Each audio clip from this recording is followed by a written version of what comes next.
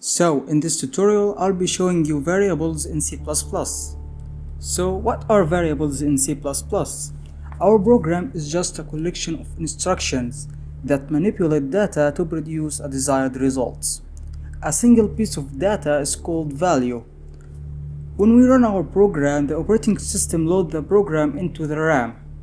Any data that is hard-coded into the program is loaded at this point. In C++, we access memory indirectly through an object. An object is a region of storage that store a value. An object with a name is called variable. In order to create a variable, we use some kind of declaration statement called definition. Here is an example of definition of variable. If we open our project from the last time and typed int x, then we initialize a variable called x with type integer. Int stands for integer. So how do we initialize a variable in C++? There is several ways to initialize variables. We could assign a value to the variable like that, or we could put an initial value in parentheses like that, or put it in braces like that. We could define multiple variables by separating their names with comma, just like that. We could also initialize multiple variables defined on the same line, just like that.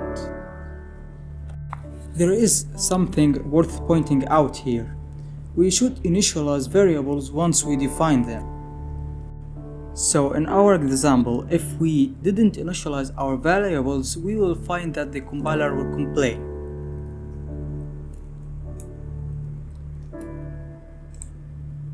Wait a second. If we go to error list, you will find that x unreferenced local variable. This is because we didn't initialize our variable. In some systems, it will not compile at all. So to get out of this problem and to get out of any undefined behavior problems, we will have to initialize our variable once we define them. So, is there data types other than integers in C++? Well, yes. C++ comes with built-in support for many different data types. Here is a list of different data types in C++. The obvious next question is, how much memory do variables of different data types takes? Here is another list that show how much memory does every data type take in C++. Note it sometimes changes if we were on 32-bit or 64-bit systems like pointers. But in this tutorial I will cover the one in red for now.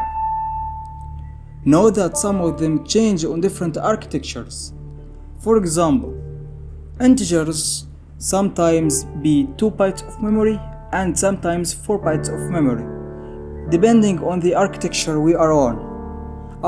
I will show you how to know the size of data type in your architecture in just a moment. So the first data type is Boolean. Boolean holds one of two values, true or false.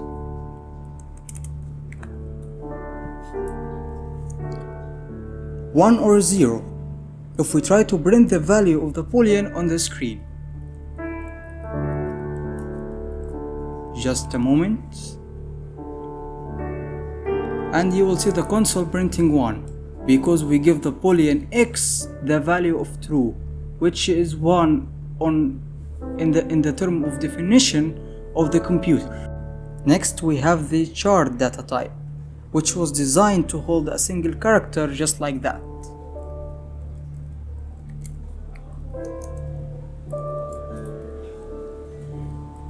If we press run, we will see the letter A on the console, just like that. I will show you some magic here. If we replaced the character with the number 65, we will find the capital A printed on the screen. just like that. So why is that happening?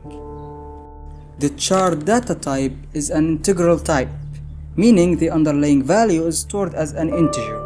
The integers stored by char variable are defined as ASCII character. ASCII, or as I will call it, ISC character, stands for American Standard Code for Information Interchange. I will leave a link for an article to read more about this topic. Here is a list of some ISC characters, but keep in mind this is not the preferred way of using char variable. Next we have integer, which we discussed before, but the only thing that I wanna add is how to determine the size of the integer, which is by using the size of operator.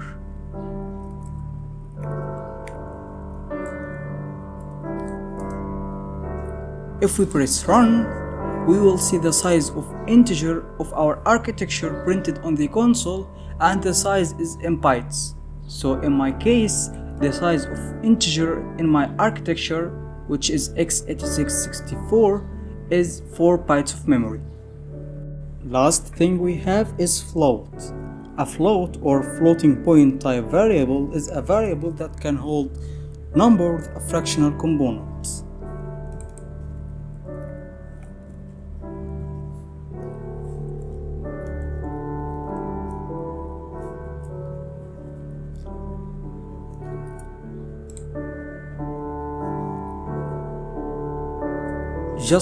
Just as like we see on the screen.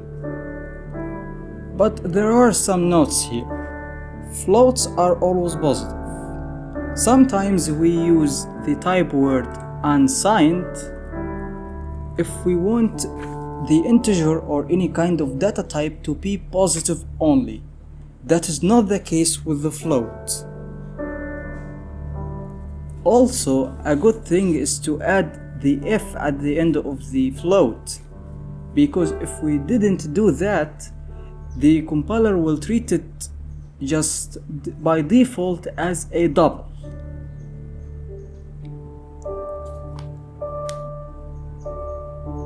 And if we replaced the float with the type int, it will drop out the fractional component of the number.